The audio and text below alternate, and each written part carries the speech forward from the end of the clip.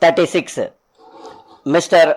Vice Chairman Sir, I am thankful to the House for the elaborate debate on this bill. At the outset, I would like to classify the points made into 3 or 4 categories and deal with them. It was asked in the course of the debate why all the banks had not been nationalized and why only 6 banks were nationalized. Another question that was asked was why all the foreign banks should not be nationalized. The other question was what the logic was in saying that banks with a deposit of over rupees 200 crores must be nationalized and what the sanctity of that figure was. The last question that was asked was why we had chosen 14th of March while we are going actually on nationalize them from the 15th of April. These relate to the structure of nationalization and I shall deal with all of them together. So far as the question why all the banks are not nationalized is concerned, government do not propose to nationalize all the banks. That is not the policy. Their policy is to have a commanding position in the credit. That is what they want to achieve. In order to achieve that, they have nationalized those banks which will give them as much as 90% of the total deposits in the country. There is no need to nationalize all the banks. The smaller banks do serve the small people and also serve in the small areas. Therefore, it is better to leave these small banks to do some service to the smaller areas. That is the reason why we did not, and I state categorically that we do not propose to nationalize all the banks. The next question is why the foreign banks are not nationalized. This has been answered several times. The reason is that we have a number of branches of our banks serving abroad and there are several branches of foreign banks serving in our country. There is a principle of mutuality and if we want our banks to function in the other countries, we cannot refuse permission to other banks in other countries to function in our country. The second point that I would further make in this connection is that the foreign banks have only 4% of the entire deposit in the country and they cater to a very specialized area mainly relating to foreign trade and a little tourism. They do not enter into our field of activity in agriculture, small scale industries and large industries.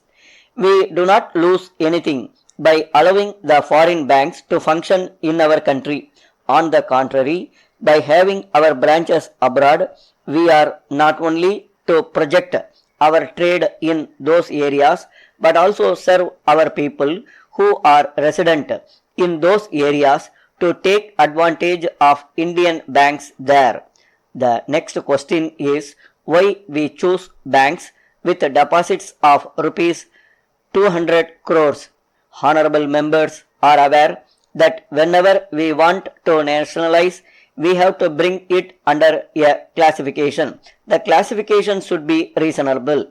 Otherwise, the Supreme Court will say that it is an unreasonable classification and it could be attacked on the ground that there has been either an ulterior or other extraneous motivation.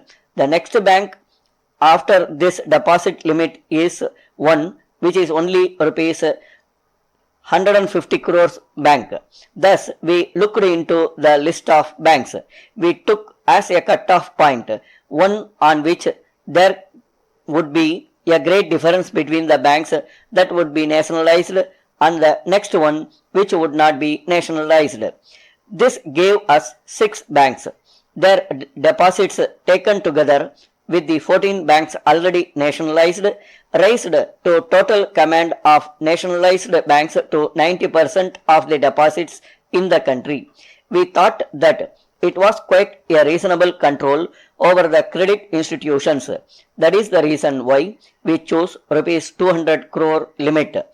The next question is why we choose the 14th of March while we actually nationalized on the 15th April.